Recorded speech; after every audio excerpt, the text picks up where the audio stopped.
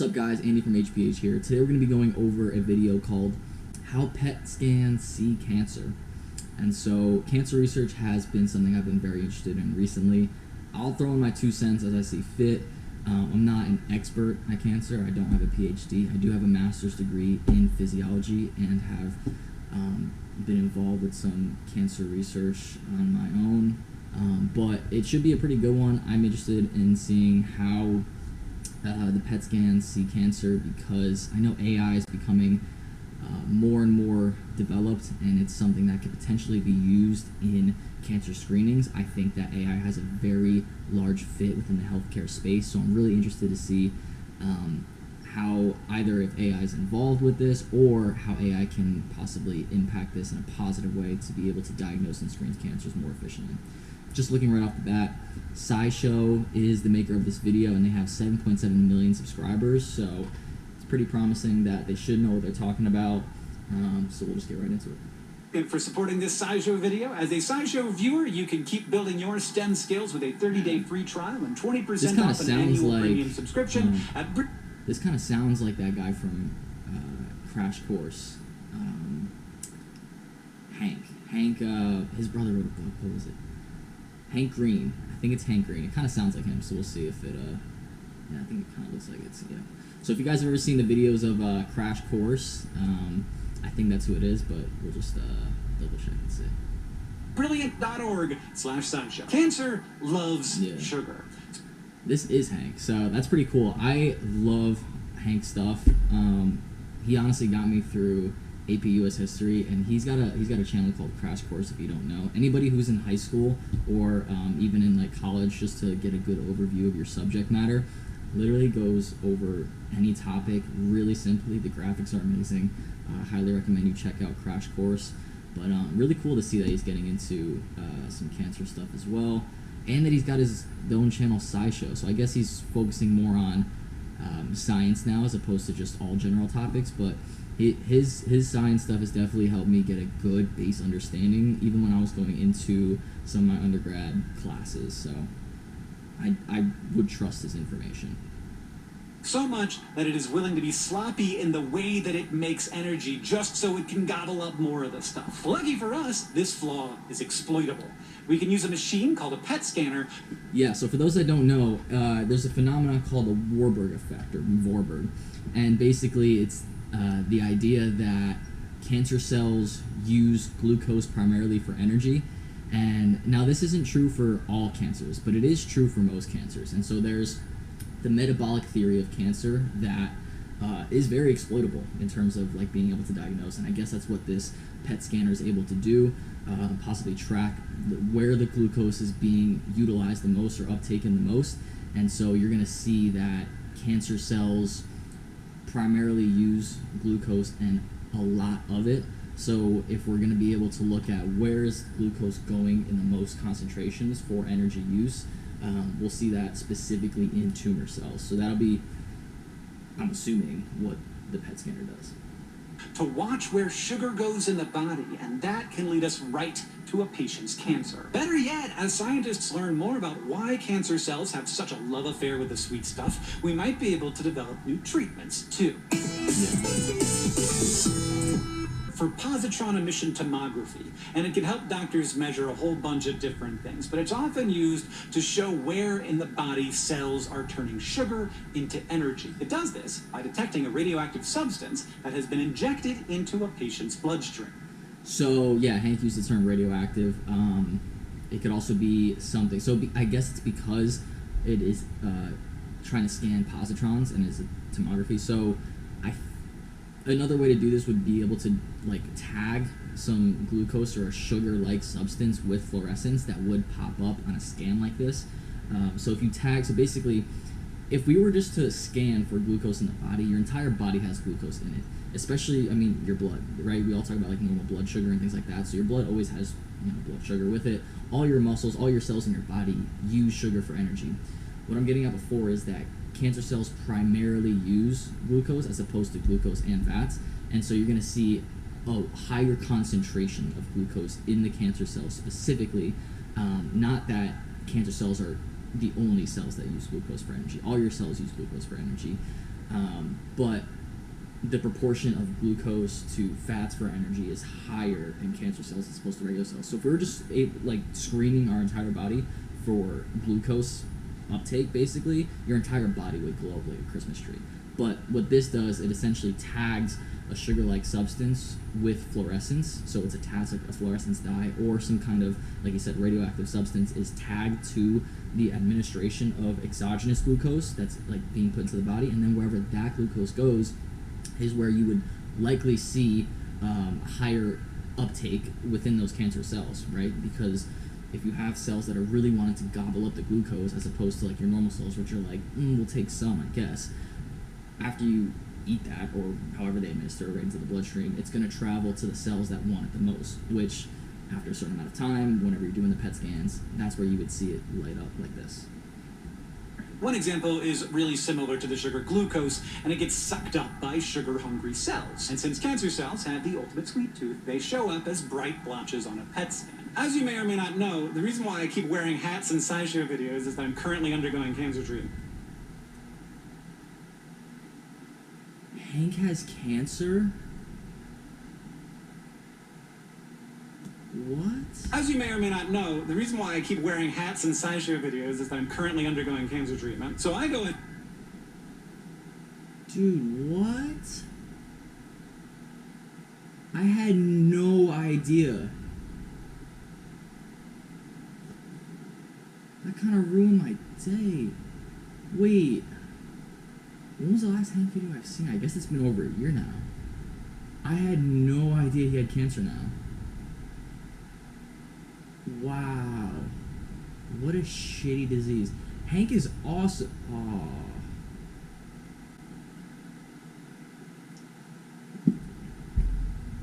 Wow. I had no idea. I mean, I guess that's probably why he's shifting more into cancer videos. I mean, he's a super intelligent guy. He does tons of research on honestly every single topic imaginable. So it makes sense that he is really involved in the cancer space right now because it's directly affecting him. But wow, I had no idea. Does anybody know what his stage is? What it's like? I'm curious to know because I think his brother had some kind of health condition as well. I don't think it was cancer, but it could have been something else recently that was also pretty serious. But I'm curious to know if there's like specific genetic components for Hank, because when you look at cancer, there's really three main characteristics that you can look at really in the development of cancer. And that's going to be cancer genetics, cancer epigenetics, and cancer metabolism. And so we're talking a little about it in this episode with the PET scans, is that it focuses on cancer metabolism, so screening the glucose portion of it, like how are they using energy. Metabolism is just a way for breaking down or building up energy, and so that's why they're focusing on glucose for that. So that's only one way you can sort of go in and diagnose or possibly look at the development of cancer. But the two other ways would be genetics, so your DNA, and cancer is largely a genetic disease. There's people that might defer and say it's mainly metabolic or epigenetic or genetic.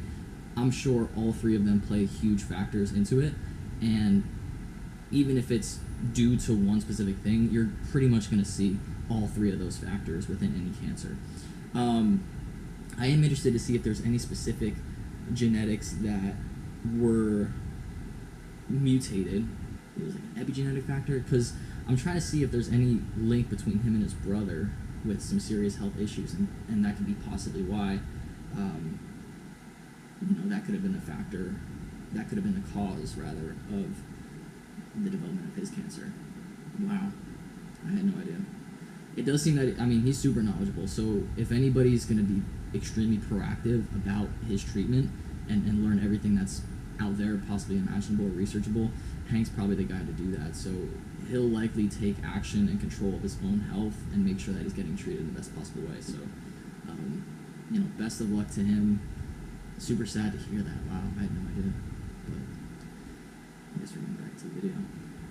And for my PET scan, and it's a little freaky because they got like the thing they're going to inject into your veins in like a lead-lined syringe to protect the tech, because they're of course going to get exposed to tons of it working for years, as radiation techs, but still, it's a little weird to have something that someone can't touch get injected into your veins. And then I get the scan back, and it shows me exactly where the cancer is, and I'm like, yeah, radiation and the cancer, that's great. Also, if you notice too, the brain, because that's assuming this part of here is the neck, so this would be the head, that's the brain up here. You can see that the brain lights up red as well. And that doesn't mean that there's tumors in the brain. The brain is the organ that utilizes glucose the most in the body. It loves glucose, it sucks it up. That's its preferred energy source. Some people argue that it's ketones, but I have a different explanation of that. But regardless, whenever there's glucose present and able to be used for energy, the brain sucks it up. So that's why you're seeing the brain light up red as like a high glucose concentration. Doesn't mean that there's tumor cells, it's just normal brain activity. Great. Then I also see that my brain is glowing like crazy because the other place that consumes a lot of glucose is up here. So that's roughly how it all goes down. But if you've had this experience, you might be wondering to yourself, when we're like trying to mass analyze, like I did, why does cancer like sugar so much? And scientists would love to know that too, because on the surface, this love affair doesn't make any sense. See, cells... I mean, I think it makes sense. When you're thinking about cancer, well, let's just back it up for a second. What is cancer? Cancer in general, right, in layman's terms, is uncontrolled cell growth and proliferation, right? And proliferation means division. So it's uncontrolled. It rapidly is dividing. All your cells in your body have to divide and basically create more of itself in a process known as replication. So that's normal, but it has certain checkpoints along the way that make sure it's regulated in a manner that's feasible, right? You can control it.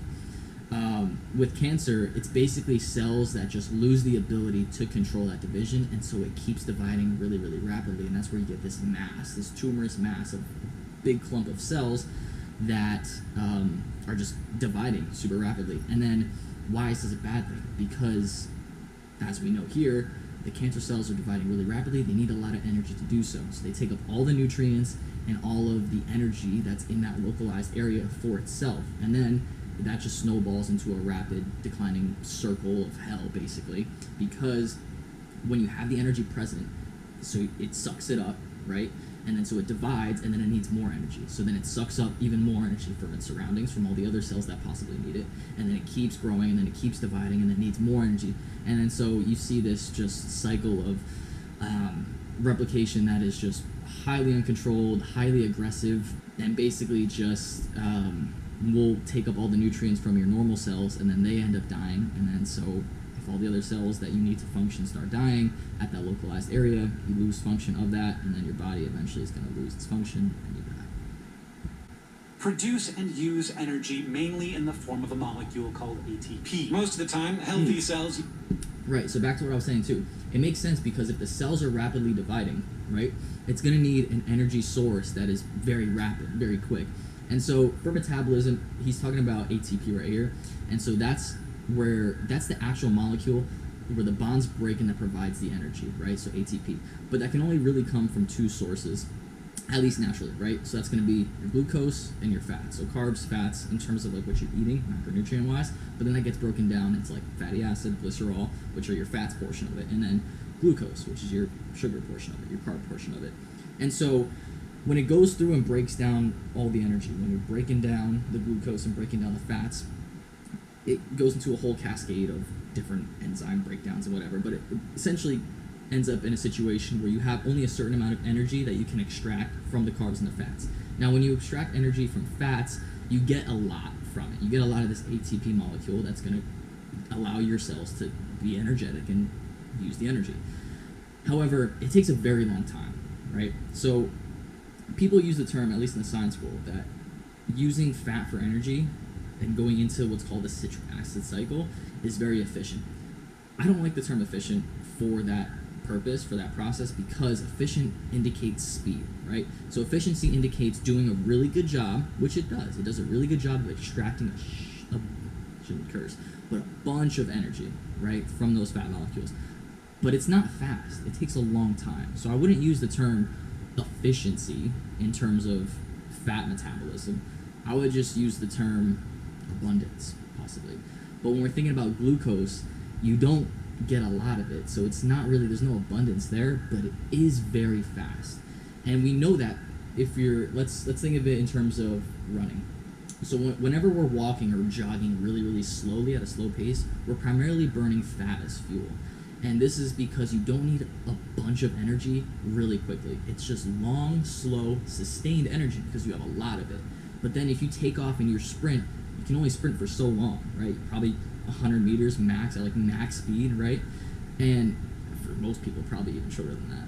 But you run out of that carb source really quickly. So it gives it to you really quickly, and you shift into burning carbs or glucose as fuel, and it gives you a really big, quick burst of energy, but then you don't have a lot of it, so you just burn out, right? If we're thinking about it in terms of cancer, if a cell is needing to rapidly divide, and it needs to do so really quickly, right, which cancer does, it's going to use the fuel source that is able to give it that rapid, quick energy. And then that also makes sense to why the cancer cells keep dividing, and it needs to keep dividing in order to survive, because it's using rapid energy really quickly in big bursts, so it gets a big burst of energy to divide and supply all the other things inside the cells with quick energy, but then it's burning out really quickly, so it says, shoot, we need some more energy, and then so it grabs even more energy from around itself, and then it keeps dividing, and then that cycle continues. So I mean, that's my theory of why it's a pretty scientifically backed theory in terms of metabolism, as to why cancer cells primarily use glucose as energy, also known as the Warburg effect. It's seen in most cancers. There are a few cancers where it's not seen, where some cancers do use fat as fuel, possibly because they're just in a higher oxygenated state, like the blood flow that's going to that specific area is more highly oxygenated, so that's possibly why they use fat as fuel. But in terms of most cancers, they do use glucose as fuel, and I think it's just purely because of the speed reason.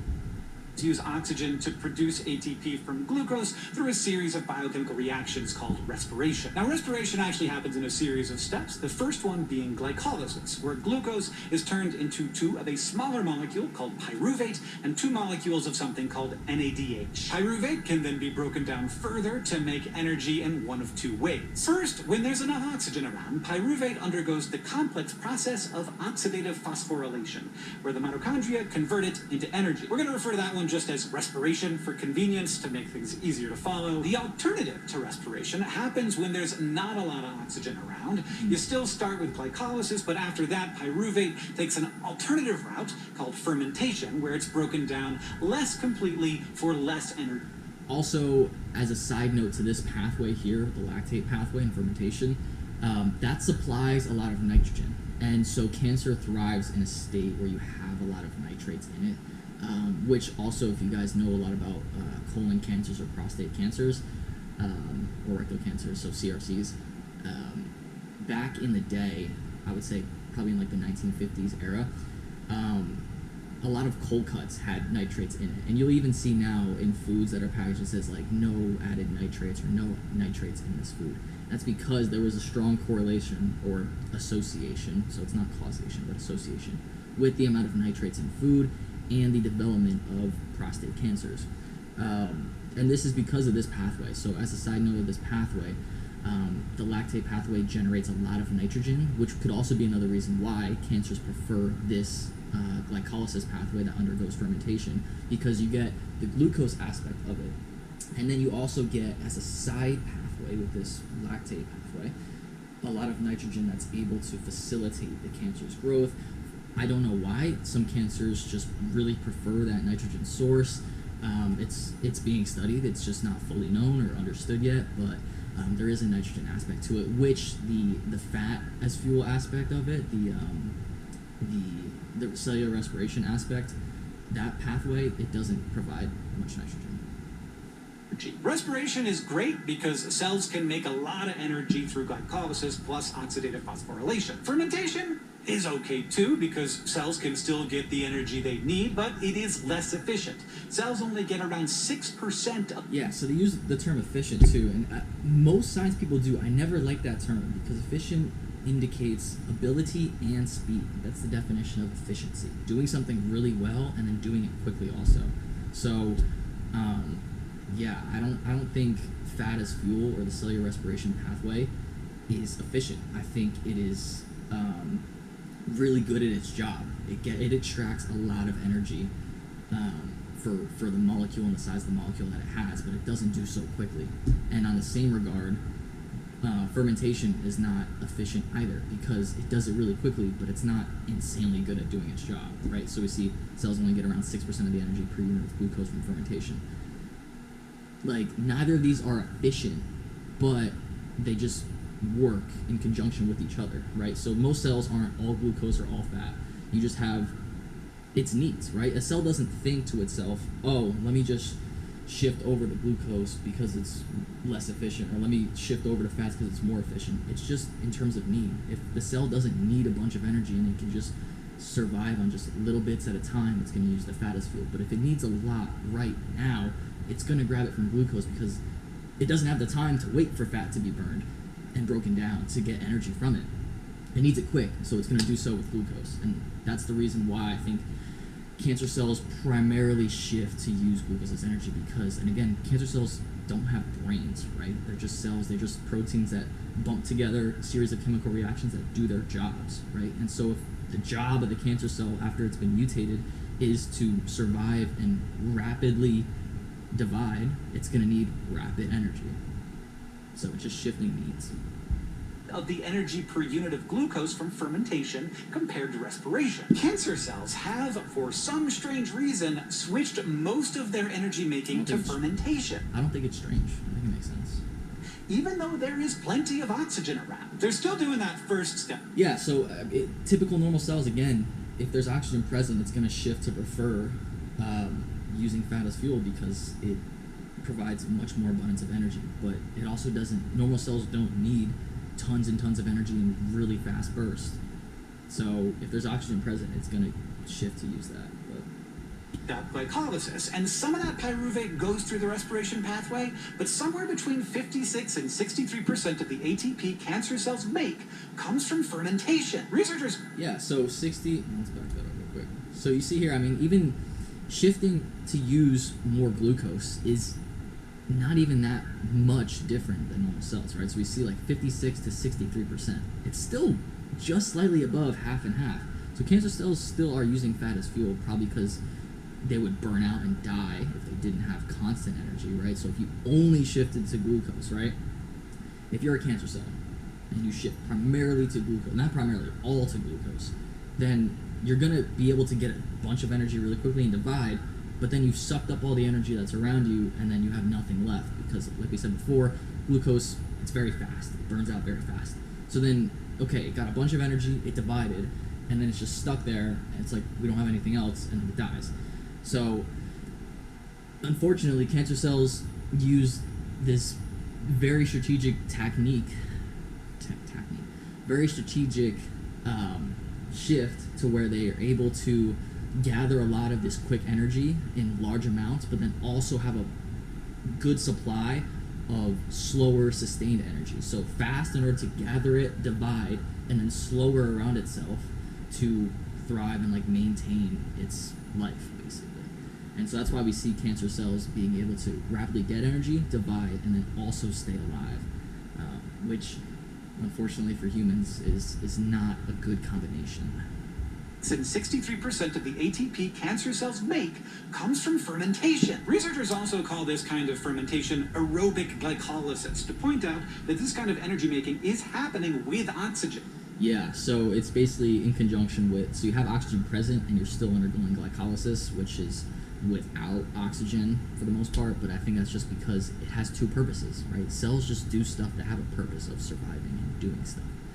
And again, cells don't have brains inside of them. They just do stuff. They just survive. That's all they know. They just, molecules that are together, they just bump into each other, and it's just highly combative and just highly, what's the word I'm looking for? I don't know, but it's just highly chemical. It's just chemicals that are bouncing and reacting with each other. So if you have something that needs a lot of energy, there's going to be signaling factors that get released from those little cytoskeletons, and they're just like, okay, we need some more energy here, so it just brings in quick energy, glucose, and then there's other things that are saying, hey, we need to survive for long periods of time, so it's going to bring in fat as fuel. And then, so you just get both aerobic energy and glycolysis, so aerobic glycolysis.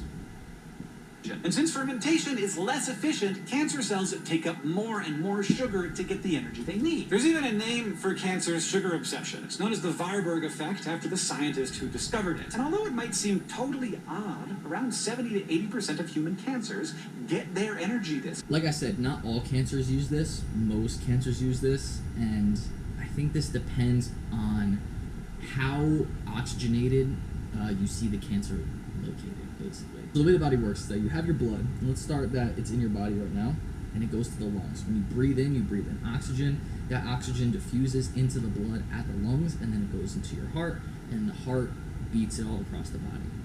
Now, it crosses certain organs, right, as you get further down your body, because the heart's all the way up here, and then it crosses certain organ as it goes down, and so certain organs are more oxygenated than others. There's more oxygen uptake in certain organs than others. So it's a theory. I don't know how accurate it is, but it's a theory that the cancers that use more fat as fuel are the ones that, at least for organ's sake, are more oxygenated, right? Because there's more oxygen present, it can use more fat as fuel in a faster manner because there's more oxygen around. Whereas the ones that don't have as much oxygen, they're really going to heavily shift toward using glucose as energy. Around 70 to 80% of human cancers get their energy this way. Warburg noted that it might be because the mitochondria, the parts of the cell that carry out respiration, become damaged in cancer cells. But it turns out the mitochondria are not only surviving, they are thriving. Plus, cancer cells aren't the only ones that use aerobic glycolysis. Some, but not all, healthy human cells that multiply rapidly do the same thing. So researchers think there must be another reason. Now, one theory is speed.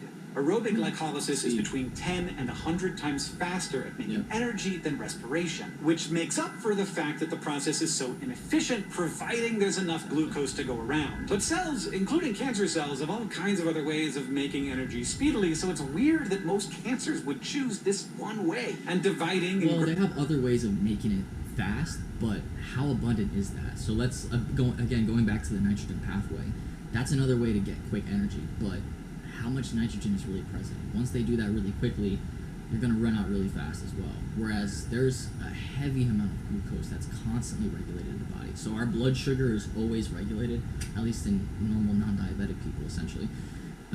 There's constant sugar in our blood and a very regulated amount.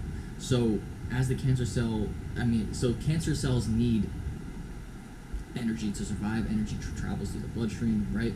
So the blood supplies across all these cells, these cancer cells, or at least a part of it where the cells can extract it. And also, as a side note too, cancer cells use angiogenesis, which is the creation of new blood vessels. So that's another characteristic of cancer cells that just add to the health cycle of how it develops. But what that does is it creates new blood vessels to wrap itself around with, and then it's able to extract more of that energy. So think about it, if you have like a tube, like a PVC pipe, and then you have this big clump of cells over here, these cells over here will probably extract a lot of the energy from the blood vessels, but the cells way over here, not so much. But then with the creation of new blood vessels that like interweave all these cells, all the cells are able to extract all that energy from it. So again, the blood is rich with glucose, so it's very regulated, it's very abundant, at least in terms of what the cell needs. So if you just have a constant availability of glucose right next to you, the cell is just going to take that. These cancer cells will, because it's uncontrolled cell growth, it's uncontrolled extraction of that energy.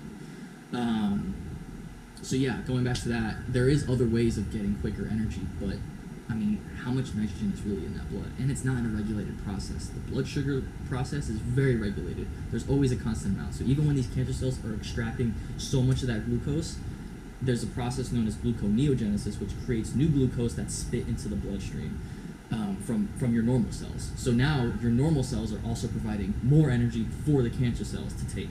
And that's, I mean, that's just one way. Cancer is just devastating. So not a fun process there.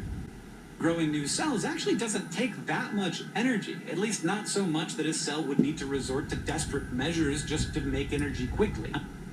Cancer cells probably. they're rapidly dividing, rapidly growing. So way more so than normal cells.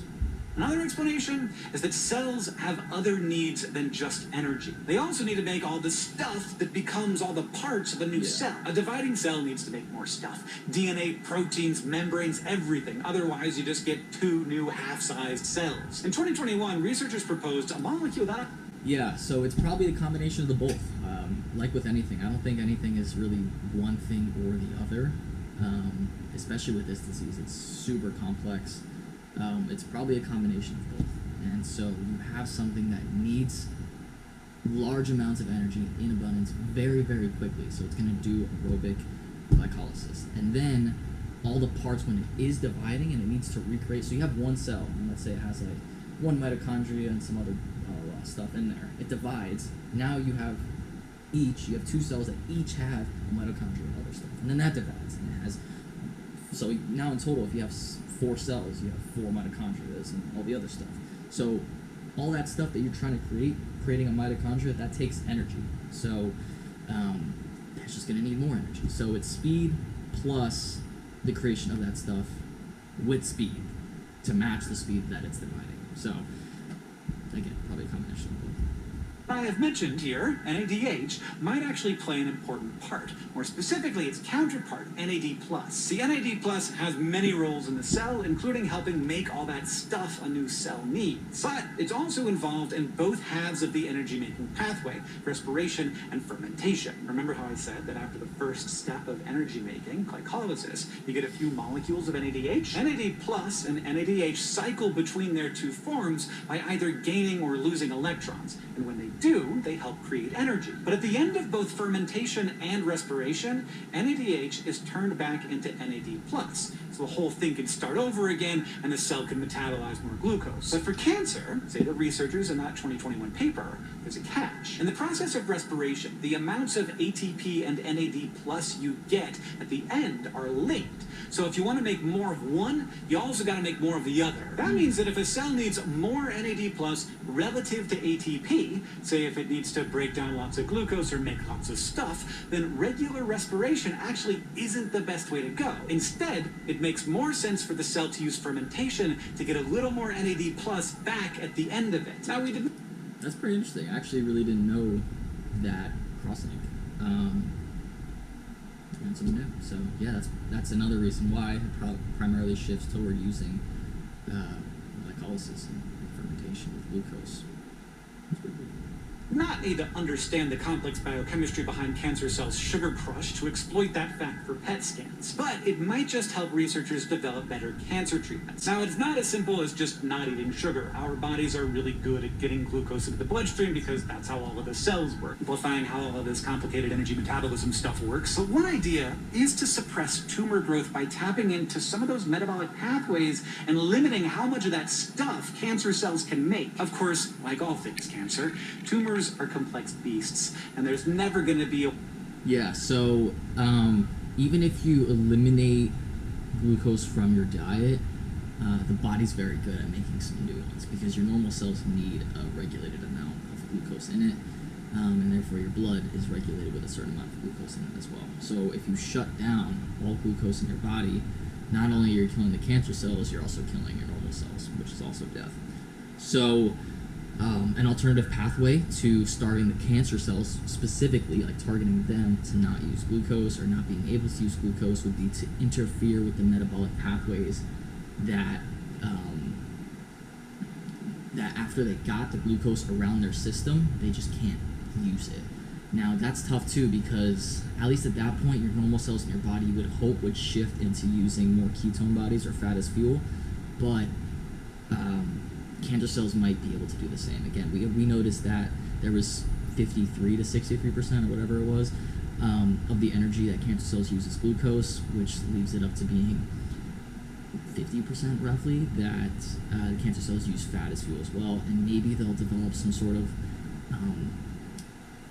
primary mechanism of using ketone bodies that we just don't see normally because it's just not needed. So again, it's something it could possibly slow down the progression of cancer, but I don't think it'll be able to completely cure or eliminate cancer entirely. A one-size-fits-all answer. Tumors are complex beasts, and there's never going to be a one-size-fits-all answer. But every time we find a one-size-fits-some solution, those people's lives get that much better. This SciShow video is... There is never going to be a cure for cancer. For two reasons. One, that's like saying there's going to be a cure for disease. Cancer is a grouping of diseases, right? It's not just like one disease. It's not like the flu. It's not like strep throat. It's not the cancer. Cancer is a grouping of what happens when the cells in your body are uncontrollably dividing. That's what cancer is. And so there's never going to be a cure for that because there's so many different types of cancer. So that's like saying, you know, we're trying to find a cure for disease. Well, what disease? Okay, well, we have this disease. You go in and you test. It's localized at this portion of it. So let's say it's the throat. Okay, and then it's redness of the throat. And then you also have these symptoms as well. So then you figure out retroactively that, or retrospectively, that it's strep throat, and then you can cure that. So with cancer, it's kind of the same way.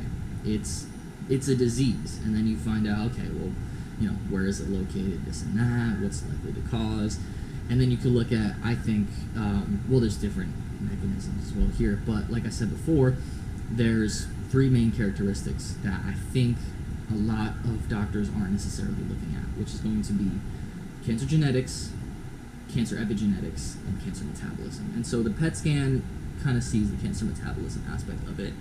And then there's two other aspects of it, which is going to be cancer genetics, which a lot of doctors, when you have cancer, they're not screening your genetics to see which gene is mutated that's causing the cancer to, you know, stop its checkpoint or actively promoting its growth, right? So there's two ways cancer genetics can be implicated in cancerous growth, and that's going to be mutation of your tumor suppressors, right? Your tumor suppressor genes. So that's something that in normal circumstances it would stop the accelerated growth, right? So it's stopping the bad. And then it's also the part where it's promoting the good, which is called your oncogene. And that is something that onco, as you know, for like cancer, is oncology. That's actively promoting its growth. So when that is a gain of function mutation, typically, it's going to over promote growth, or it's the stoppage of the stop checkpoint to make sure it's not growing, right? So those two both, it's the double negative or the extra positive that's causing the cancerous growth. So there's cancer genetics, and doctors don't typically go in and screen your genetics to see which mutation or where along your genetic pathway is the likely causes, because again, it's probably not just one mutation, it's probably a grouping of them. But we know for a lot of cancers, especially breast cancers, the BRCA1 and BRCA2 genes, BRCA1, BRCA2, that are like 90% implicated with the development of breast cancer. There's also HER2 genes that are implicated in that too. But we know that there is a strong genetic component to the development of these cancers. And then so now you can have genetic therapy, right, along with some chemotherapy or some metabolic therapy that he was talking about here, where we provide a therapy that stops the utilization of that glucose if you see that the cancerous tumor is using mainly that glucose for energy. Then, okay, so you got that metabolic part down. Now, because likely all cancers have all three of these developments with it by the time you catch the cancer. So now we got to shift into, okay, what's the genetic mutation there, blah, blah, blah, blah. And then there's cancer epigenetics, which is like the outside of the genetics. So you have like your DNA, and then it's all the factors that are outside of it. So the way the body works is that it reads the DNA, like a book basically. And then so how do you know which page to start where you left off, right? So you put a bookmark in there, right? So if you're reading a book, yada, yada, yada, and you only need to read certain parts. So let's say you're in a classroom and your teacher assigns you, okay, read chapter 4, right? You don't need to go read chapters 1, 2, 3, 20, so on. You go to chapter 4. And then so the way that you remember to read chapter 4 is you put a bookmark in it. Let's say you're going to go do it, you read like a page of it, and then you got to come back to it later. You put a bookmark in it. That's epigenetics, that bookmark, that tags where you're going to read, And then so if you have a mutation of your epigenetics, or something that is signaling at a higher amount than it should to go in and replicate that DNA, that's going to be implicated in the cancerous growth. Why? Because when you divide your cells, it has to copy all that DNA. That's what provides instructions for the cell to actually go and divide your DNA, your genetics. So it's likely a cause of all three of that. I'll go into the epigenetics in a separate video. That has a lot to do with like methylation and things like that. It's a whole different side tangent. But likely most cancers, if it's caused by one of these, it likely carries the other two as well. And then so that's like asking, you know, which came first, the chicken or the egg. You just don't know, but it's likely that all three of those are implicated. So in order to find a cure for the specific cancer, not just cancer itself, you likely have to go and screen for what is the metabolic characteristics of this specific cancer, where is it located to, right? What is the genetic component that's being affected, and or what is the epigenetic component that's being affected. And then so a combination of those three mechanisms will provide you the best possibility for treating the cancer. Is it going to cure it?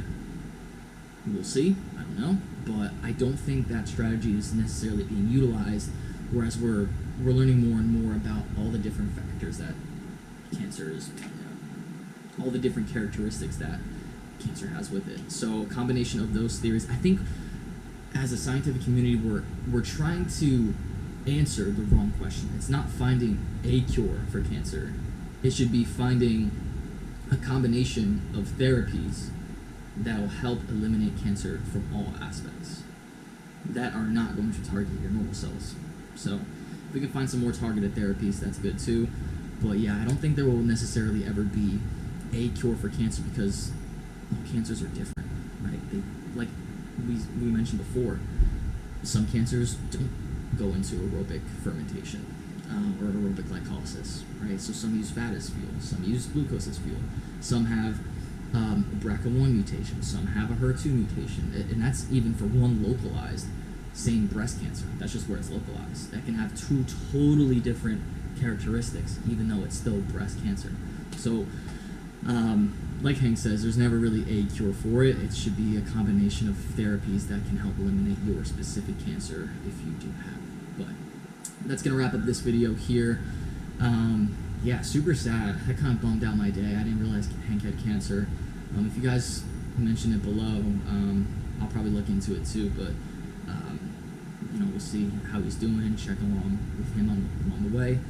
But yeah, if anyone's going to be proactive about his health and go in and, you know, make sure he's receiving the best possible care and therapy that he can, I know it's Hank. He does his research like no other, so best of luck to Hank, and that'll be it for now, so I'll catch you guys in the next one.